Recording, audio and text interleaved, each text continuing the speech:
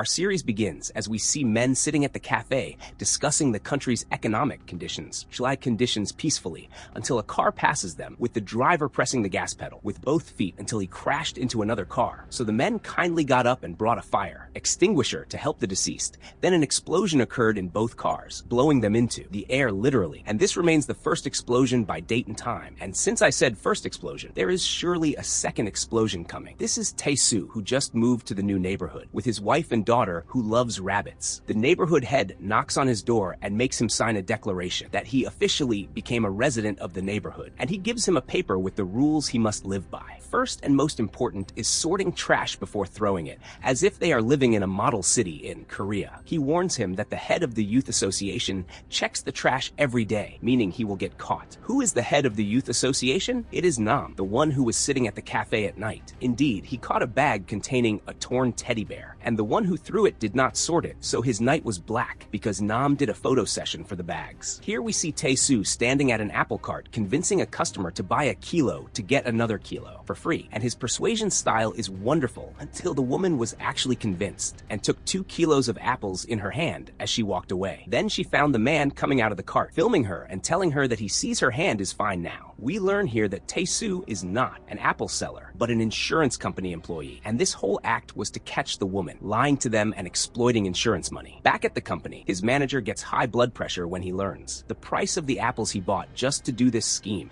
and he told him he should have let her fool them as it would be cheaper. In the hospital, we see the man the explosion sent flying, wishing he could stay 2 more days to rest from his wife, and he hears a voice from the bed next to him telling him to do as he does, teaching him how to feel fake pain to fool himself and the people. Here we see Tessu, which means there is a smell of insurance in the matter. Just like you, my dear, when you hear my voice and see the video appear, I should smell the subscribe and like from you, or what? I see that you are neglecting me a lot, even though I am not neglecting you. But anyway, the candle burns for your sake. Anyway, he enters the room pretending to visit his friend's friend, but he is recording them and tricking them into talking. The second patient says he has been here for 3 months at the expense of insurance. Then Tessu gets a call on his phone, and at that time, the wife of the second man arrives, the one who was just gaining experience from the brother, and her name is Yoon, who owns a supermarket in the same neighborhood. She scolds him for his laziness. Then Tessu enters and lets the man know he recorded everything and ends the act. He goes to meet his manager at work, who makes him follow the accident case that happened in the neighborhood since he lives there. Here we see Park, who is in the army with his friend,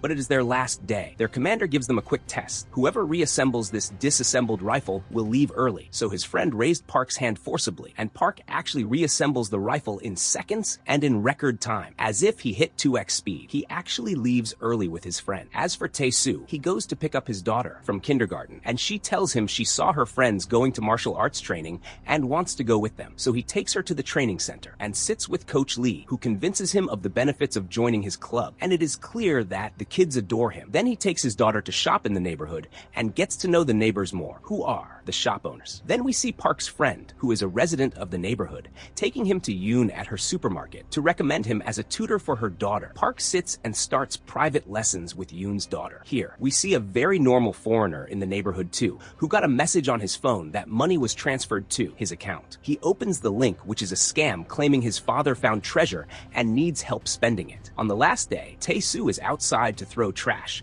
and a guy passed by, threw trash, and left. Tessu threw his trash and noticed an old woman sitting in front of a bag saying they killed the small rabbit. He thought it was her pet or something, so he sat next to her and looked in the bag, finding it was a doll shaped like a rabbit. At that time, Nam came and told him he caught him red-handed. Tessu was about to ask the woman for help and make her a witness, but she turned out to have dementia and memory loss, and is the neighborhood head's wife, who comes to take her away. Tessu and Nam continue their argument over the trash bag, while he tries to convince him that he threw his trash before this bag was here. Then he found himself sneezing hard and told Nam, "See, this bag surely belongs to an owner who has cats, and I am allergic to cats." Then they continued arguing while walking. Suddenly Tessu saw the man who came before him and threw trash, and he said to Nam that this man witnessed him and was there before him. He suggested going to ask him, but when he walked behind him and told him, "Captain, just a question," the man got startled and ran away. They ran after him while he fled until Tessu managed to corner him in a street and told him he just wanted to ask him something, but he found him pulling out a weapon, and he noticed he was a foreigner. We learn he is the same foreigner who got the money message a while ago. Then they grab stabbed each other fighting, but very professionally,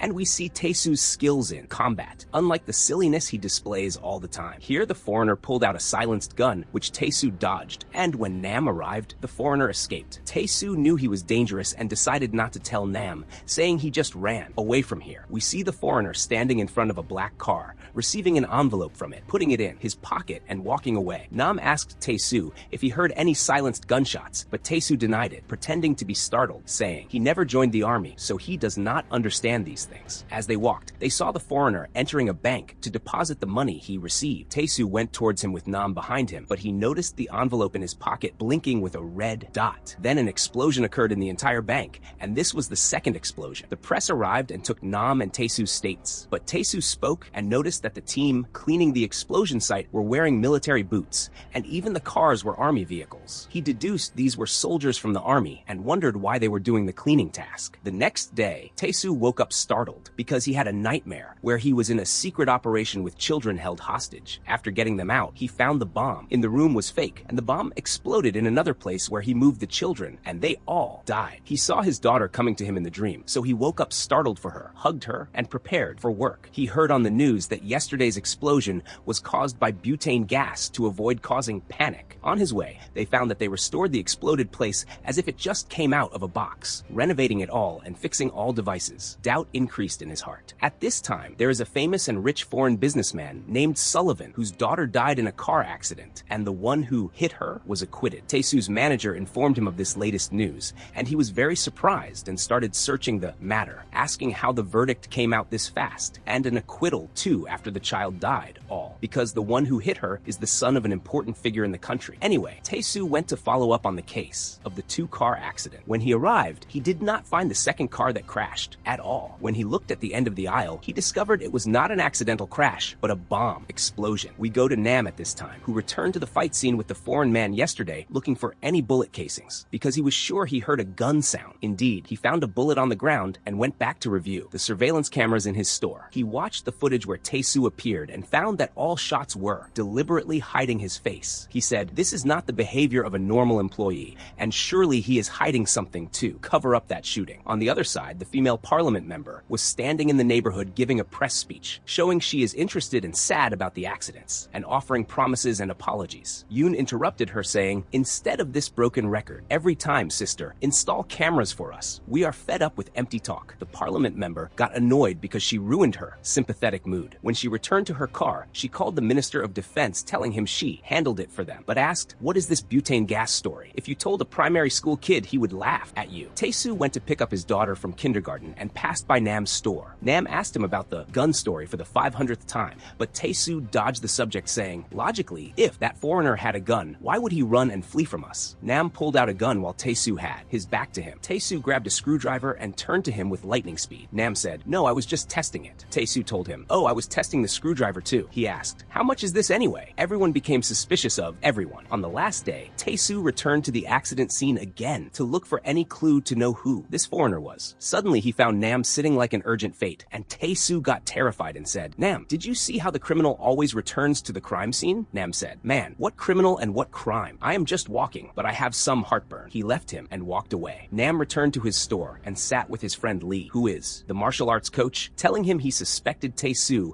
and felt he would turn out to be a North Korean spy in the end. At this time, Tessu was on his way to the foreigner's house after hearing his address on the news. But there, he saw Nam and Lee in that house too. As soon as they entered, they found cats, cat food, and many rabbit-shaped teddy bears. It was the same teddy bear Nam found in the trash bag. Then Lee found the laptop but heard someone in the house, so he took the laptop and fled. The second foreigner was about to catch them, but Tessu came out, grabbed him, and beat him to a pulp. He came out to them, and while going down, he sneezed because of the cat allergy and told them, "It seems we need to be clear with each other and sit to talk." Nam told him, "I was sure you were hiding something." Tessu said, "I was there just out of curiosity," acting as he does every time. Then he found the phone ringing with General on the screen. Nam said, "There, see? Answer it now." He said, "Man, this is the government. Shut up." His wife turned out to be the caller, so he ran home. The next morning, there was a woman with her child in the supermarket buying milk and food close to expiring because she did not have money. Yoon gave her food from her place for free and told her the company provided it for free. As Tessu entered, she told him this woman is poor and her husband died in the first explosion accident and she supports her children. Then he went to pick up his daughter from kindergarten kindergarten, and on the other side, he noticed a motorcycle coming from afar that seemed intent on kidnapping his daughter. He ran towards it, but Nam coordinated with him and grabbed the girl quickly. Then the three of them talked and understood that this surely happened because of the importance of the laptop they have. They sat and let Lee open it because he is a very skilled hacker. As soon as he managed to open it, we found the device location reached the foreigner. Tessu thought of something like this, so he looked out the window to see if anyone was tracking them. Indeed, he saw that foreigner getting out of a car and coming up to them. He pretended to go answer the call of nature and confronted him. Tessu grabbed him and rained blows on him until he finished him off. He returned to them disheveled, and before he explained what happened, they found the laptop turned off, and written on the screen was, "You are complicating things more, Tessu," and below it was written, "Unit, GD Secret Operations." I swear I got scared. Then he found these messages disappeared, and it was written that a new day is coming. This, guys, is a clear and explicit threat of a third explosion. Tessu was forced here to confess to them that he belonged to this secret operations group, but he did not know how anyone could know this information about him, his name, and his family. He told them, "Unfortunately, guys, there is a person who is history in the bathroom. We must get rid of him." Lee gave him clothes to wear, and they went to the bathroom and did not find the body. They found the bathroom immaculately clean. Tessu said, "Wow, they also have a specialized team for cleaning." While walking, Nam kept asking about the secret operations unit, so he told him, "These guys only do dangerous operations, and the government does not know about them, not even the Ministry of Defense." But Tessu shut him down, saying, "That's enough, my friend. These are state secrets, not an essay topic." At night at the cafe, a friend of theirs who attended the first explosion said that he noticed right after the accident, a truck loaded with army soldiers came and cleaned everything in the neighborhood and returned it to its place in a few hours. Tessu began to understand the army's connection to this. The next day at work, he found before him the file of his neighbor whom Yoon told him about and how poor she is. He adjusted her insurance so she could benefit from it and went to her house to inform her, but found a gang from a loan shark office threatening her because her husband had borrowed money from them. He explained to her how she would benefit from her insurance, gave her daughter money, and told her, "Go out and drink juice with mom. I will finish here and come." He grabbed them and beat the living daylights out of them one by one. He came to their boss, sat with him calmly, and made him sign for all the damages he caused in the apartment while hitting them. He wrote double the amount and a bit more, and made him take off the jacket he was wearing to sell it to him. He threatened him that if he approached this lady again, he would be gambling with his life. On the other side,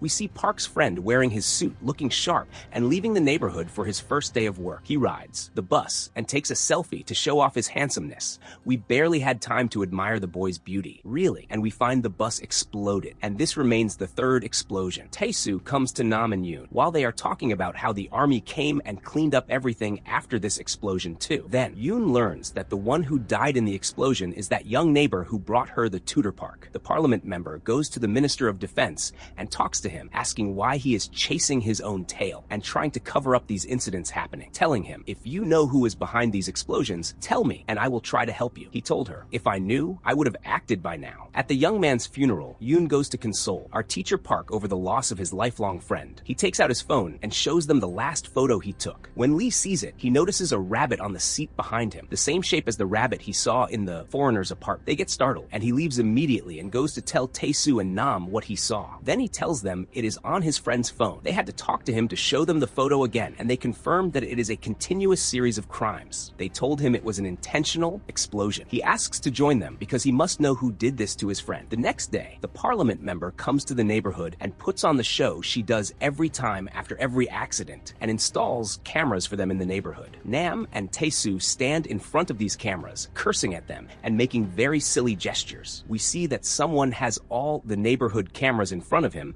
and saw them doing this nonsense in front of the camera. It looks like it will turn into a horror series on us, really. The next day, we see a journalist who made a video about the strange accidents and explosions happening in the neighborhood with photos of all the neighborhood residents and taking their testimonies. When the video reaches the Minister of Defense, he gets very angry and tries to make his assistants delete it because he did not want this news to spread to the people and cause panic. We see here the deputy minister who is shocked when he sees this journalist's video because he was not paying attention to what was happening and knew nothing. He informs his assistant to bring him more information about the subject, opens his safe, and takes out a secret file written about Tessu and the operations he carried out. Tessu and the rest of our team go to meet the journalist and talk to him about the laptop they found, but Tessu notices a listening device in the laptop recording them. He signals them to be quiet and goes to play loud songs. He starts writing to them on a note telling them that they have surely opened our location on their end now. Then they gather and start agreeing that they must transfer all data on this device to another device and get rid of it. Then they notice they need many devices, all expensive, and they are broke. But Park finishes the matter for them with the click of a button because his parents are obscenely rich. He returns home, opens his friend's photos, and starts breaking down. The next day,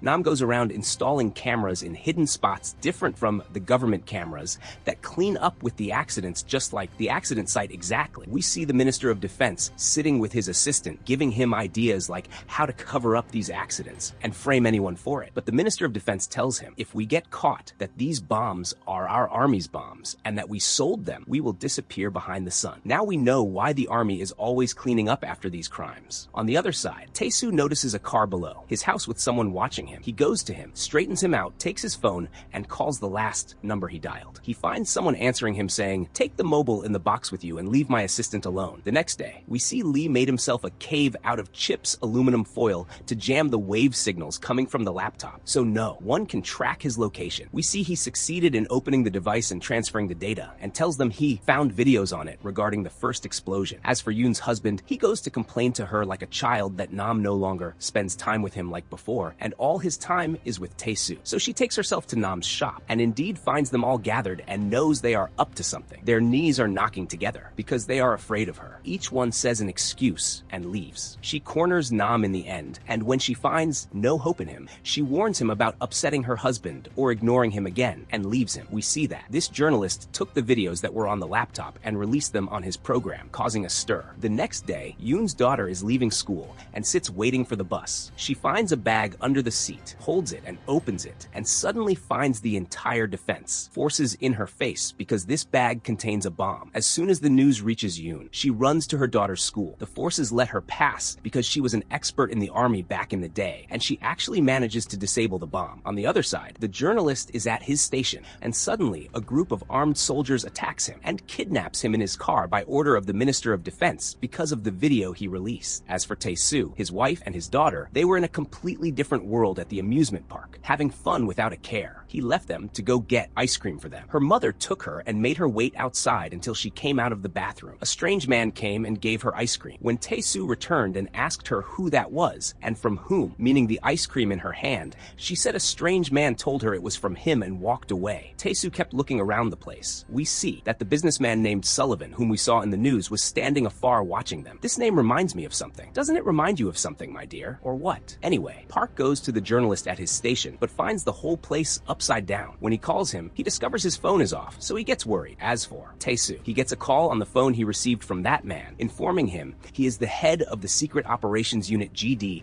and the Deputy Minister of Defense. They go to the journalist's station where he finds the whole team gathered there. Yoon also finds a paper on the ground with an army soldier's boot print on it. She tells Nam to search the hidden cameras he installed in the neighborhood, hoping they filmed anything. He goes to get them with Tessu. They learn that Yoon was a former army expert, and he marvels at this neighborhood, full of special abilities and important people. When they review the cameras, they find that indeed army cars came and took him for real. After that, Tessu goes to meet the deputy minister, who says that the matter of these accidents is very strange, and he wants his help to know what is happening in the world, especially since these bombs belong to our army. Tessu tells him, "No man, I became just a poor civilian keeping a low profile. Spare me this work." But when he found that the danger was all centered in their neighborhood the most, he told him, "I will help you, but with two conditions. First, that you release the journalist. Second, delete all my old operation files you have." The deputy director is surprised because he was not aware of this journalist's arrest in the first place, but he promises him he will execute the two conditions. Then the deputy's assistant comes to tell him that the Minister of Defense is the one who ordered the journalist's arrest, so he gets very angry because this minister's schemes have increased. At this time, they are opening an investigation with the journalist in interrogation,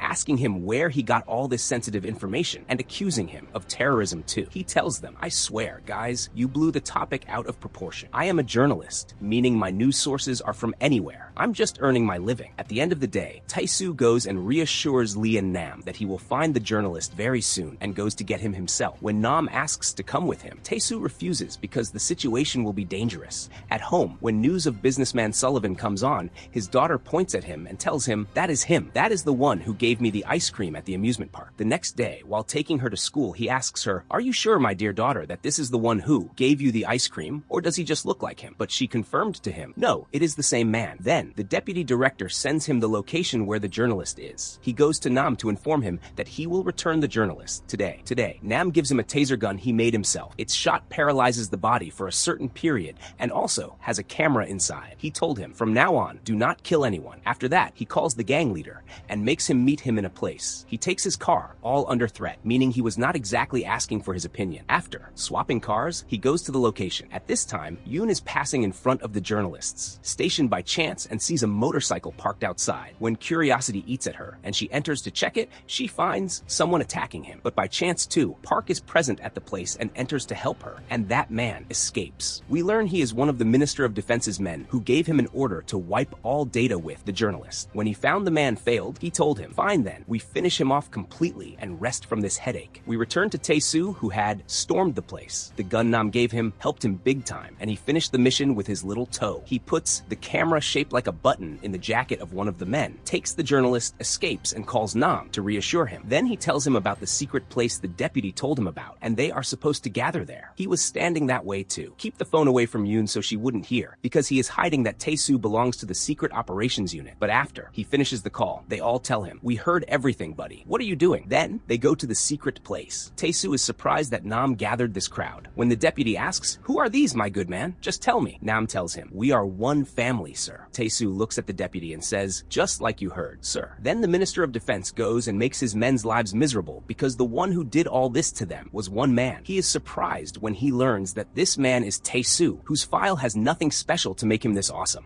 Then we go to the team's meeting with the deputy, who explains to them that the Minister of Defense is trying to cover up the matter at any cost because these bombs were leaked from our army. But who did this? We still don't know. When Tessu returns home, his wife is suspicious of him and asks, tell me, what is the secret behind you going out every day and coming back late? This is not your habit. But he tells her he is hanging out with the neighborhood folks and sitting with them at the cafe, which is better than confessing the disasters that are happening. The next day, the Minister of Defense is sitting with his assistant and asks him, the bombs we smuggled, how did they return again? He told him that an unknown person paid double the price to take these bombs and actually took them. After that, no one could contact the intermediary again. He also told him that the deputy is investigating this matter. So he goes to his office and the deputy gives him a file proving that these bombs were smuggled from the army and tells him, it seems there is corruption in the ministry and we will discover this soon with God's help. The minister leaves him looking very grim. We go to Nam and Tessu, who tracked the device they put on one of the minister's soldiers and reached the address, but they don't know how to find it. Nam gets an idea to make a duplicate with another one, connect them, and pull the data from it. He gathers with the rest of the team to see what they need. First, they need remote control cars so they can move them and get them close to the place, but they are very expensive. However, Park, who is obscenely rich, tells them that he has 2 at home. They agree to start moving tomorrow night. When he returns home, he finds his wife folding clothes, so he asks her, what is it, Haja? Are we moving again or what? She told him, no, tomorrow the neighborhood residents are holding a donation campaign, so if you have any plans, cancel them. He has to say, okay, while staying silent. The general is already suspicious of him enough. The next day, Park, Nam, and Lee take the cars, put spying devices in them, and start tracking the original device. But Lee's car flips over, and he goes after it. As for Nam, his car has an accident and gets stepped on, so he goes after it too. Park is the only one moving skillfully. His car gets caught by a soldier, but they manage to handle the situation and leave. They discover the exact location of the device, which is in the same building where the soldier is standing. They make another plan to infiltrate this building. Nam goes to them pretending to be a delivery guy, but oh dear, they all get caught in the end and are tied up next to each other. As for Tessu, he is sitting at the campaign on edge, worried about his friends executing the operation alone. Our stranded team is sitting helpless, not knowing what to do. At the last moment, they find Tessu entering, turning off the lights, and taking out the men with the new weapon Nam made for him. He unties Yoon to go get the camera, but she finds a pile of soldiers' jackets, so she gathers them all, and they leave together, looking like heroes. When Nam asks him, what did you say to your wife so you could slip away from her? He told him, no, I didn't say anything. She's the one who said it. We see that when she saw him tense, she told him, I know what is happening. Go help your friends, but make sure you return safe to me and your daughter. After that, they arrive at their secret headquarters and sit sorting all the buttons Yoon collected. Nam finds it, and they play the video immediately. They find that the one behind all this is the Minister of Defense himself. Damn him. We go back a little and see the case of Sullivan's daughter's death. We see that the one who hit her is the son of an important official in the country. Then the parliament member sits with the Minister of Defense, and they agree to acquit this official official's son because the official promised them a promotion. Of course, everyone looks out for themselves. Indeed, we see that the official's son was acquitted. After that, we learn that the one who bought all these bombs is Sullivan. We return to our team, and Tessu decides to hand the video to the deputy to handle it as he sees fit. The next day, the minister is summoned for investigation because of the video the deputy showed. But tell a thief to swear. He tells them, this is surely AI. Oh, come on, we saw Kulthum singing for Wegs. There's more than that. He was about to get angry at them when the deputy enters and investigates him personally. But the minister dismisses him and says, this is a plan I set myself to know who is behind this nonsense. The deputy, of course, does not buy this talk, but decides to let it slide. At the end of the day, Tessu sits with the journalist who says, we haven't seen any action from the ministry regarding the video. It looks like they will hush up the matter. Tessu gives him permission to publish the video himself, and he actually does so. Then he receives a call from the parliament member telling him congratulations on the scandal. He gets angry, claiming he is innocent. No,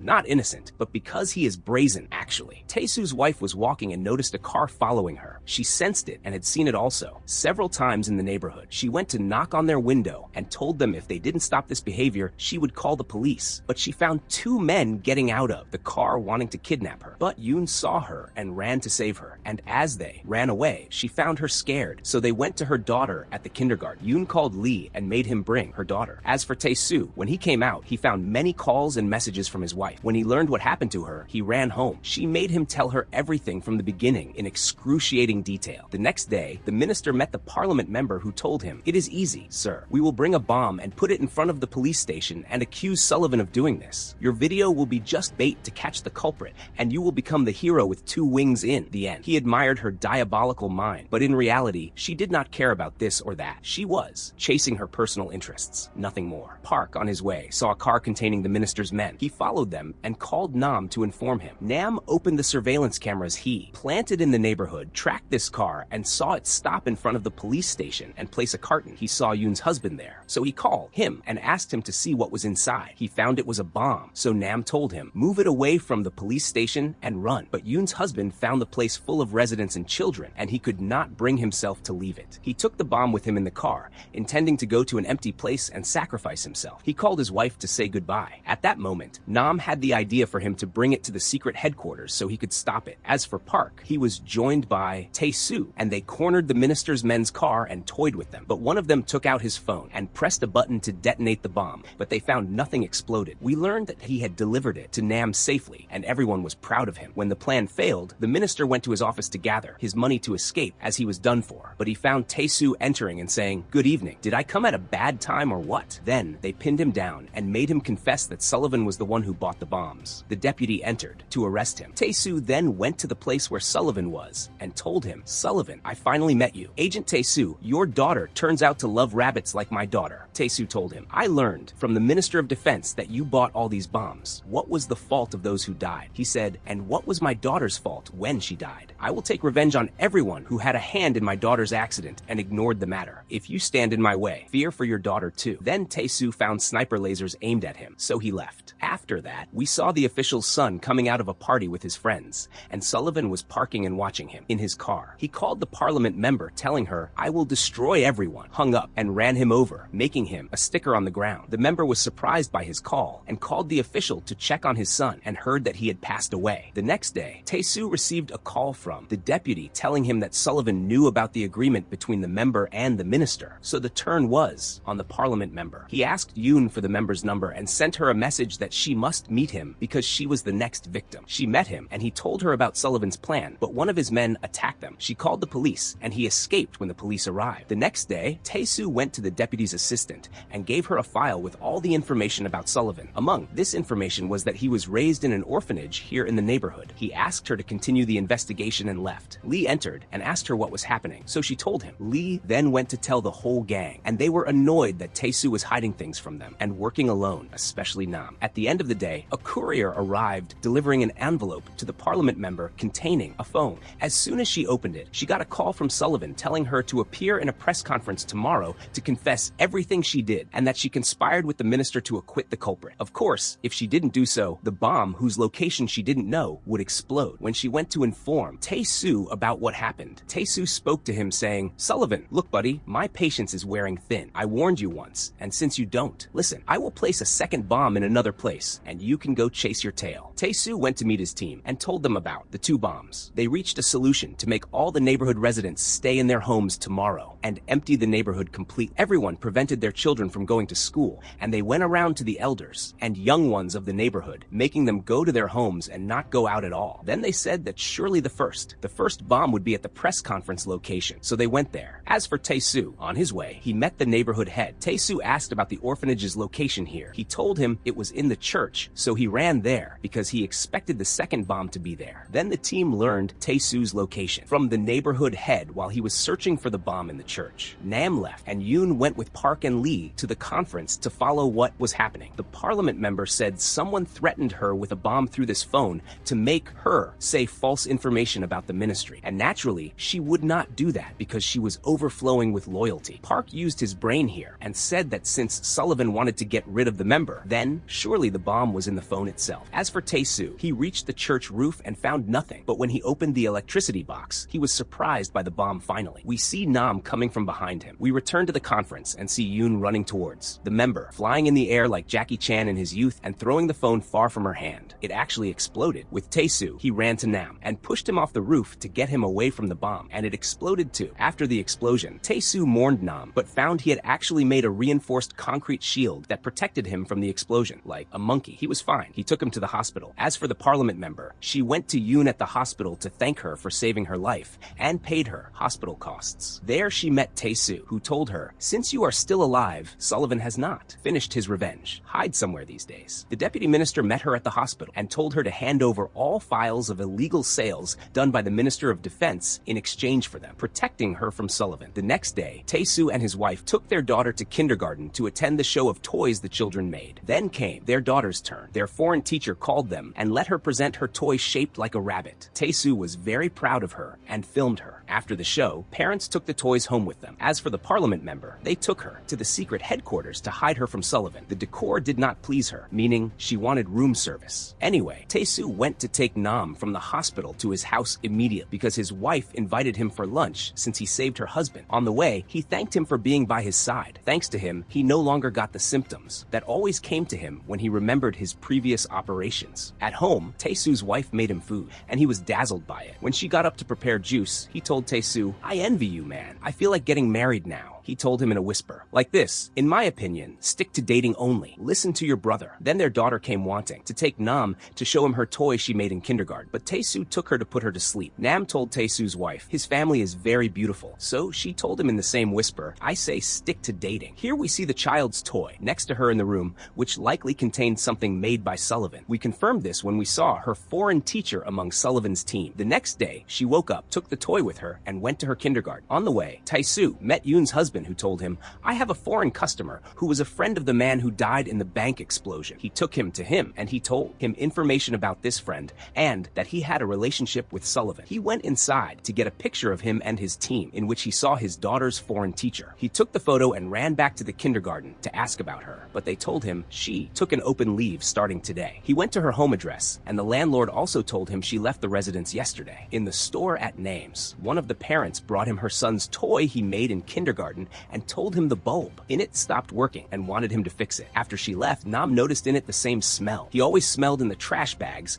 containing the rabbit teddy bears. He took it apart, and indeed his guess did not fail. A bomb was planted in it. He called Tessu immediately to inform him and told him to come to the secret headquarters. Tessu spoke to his wife and told her to take their daughter and go to her mother's house immediately. He went to the secret headquarters, and Nam told them it was a bomb with a remote control device, meaning it was controlled by phone. Tessu told them all the kids made one, meaning there are about 55 others. The team agreed to go around the houses and take the toys, all of them. As for Tessu, he sought the help of the Loan Shark gang and made them wear clothes with teddy bears and cute things so they could go around the children's houses without scaring them and take the toys, retrieving the largest number in the fastest time. Indeed, they started doing that and sending them to the headquarters, and Nam dismantled them. The deputy's assistant received the news and told him that they collected 13 units so far. Tessu ran to his house house to get the toy of his daughter, but he did not find it in the house and remembered she took it with her to kindergarten in the morning. He was about to run to her, but he found Sullivan standing downstairs, standing under the house. He opens his phone and threatens him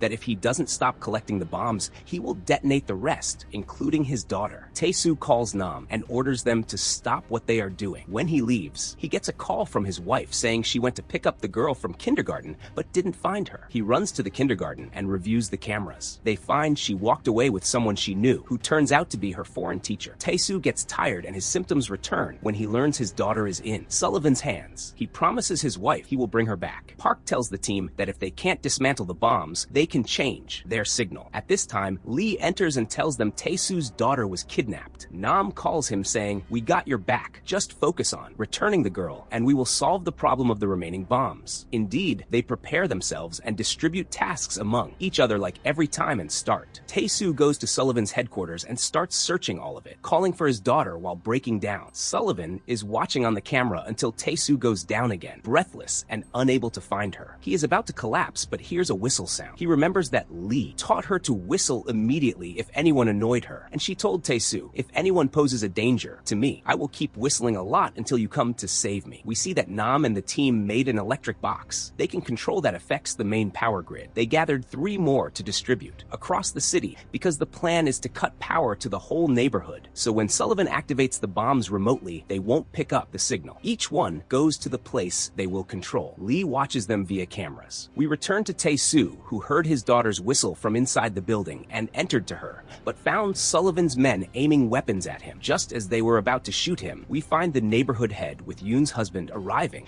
and finishing them off from behind. They put a bulletproof vest on Tessu, gave him weapons, and he went in to find his daughter, shredding everyone he meets until he finds her in the control room, sitting and playing with Sullivan. As soon as he enters, she runs to him saying she enjoyed her time here. Tessu tells Sullivan his daughter is surely not happy while he finishes off these innocent souls. He told him if one innocent soul had objected in court, we wouldn't have reached this point. Then he asks his daughter to give her father a phone and tells him, "If you press here, you finish off all your neighbor's children. And if I press here, you lose your daughter. See who you choose." At this time, Nam and his team prepare to cut the power. Whoever succeeds shoots fireworks as a signal. Indeed, everyone succeeds and shoots their signal, except for the point where Yoon is. Her device has a malfunction and doesn't cut the power. Tessu sees this on the cameras, and so does Sullivan. Lee tells Yoon to cut the main wire. Indeed, Yoon does so, but the wire is very thick. Here Sullivan gets angry at Tessu and tells him, "Come on, choose." Tessu says he trusts his team and tells Sullivan, "I will choose my daughter," and presses the button. At the same time, Yoon succeeds in cutting the wire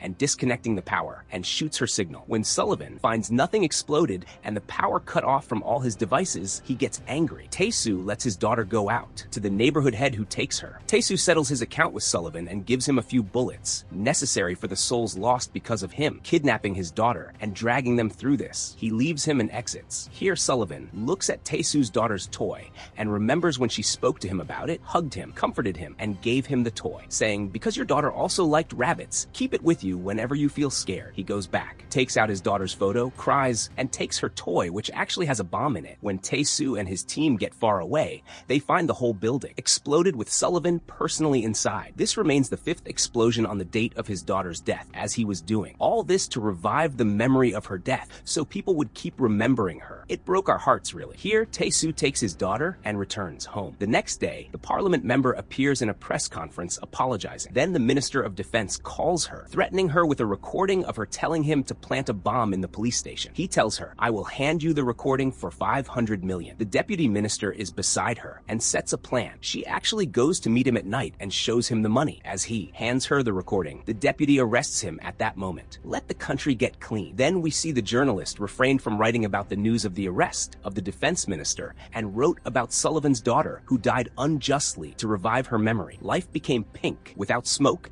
and the world became beautiful and worth living. Whoever admired someone got together with them, and whoever was angry became cute." One day, our team is sitting at the cafe talking about the country's economic conditions again. Yes, where have I seen this situation before? Oh my, exactly. A car passes them, with the driver pressing the gas pedal with both feet and crashes. We hear the grandest explosion. Our team gets up to see their livelihood. Hopefully it turns out to be a normal accident, guys. And here our full series ends. Goodbye now.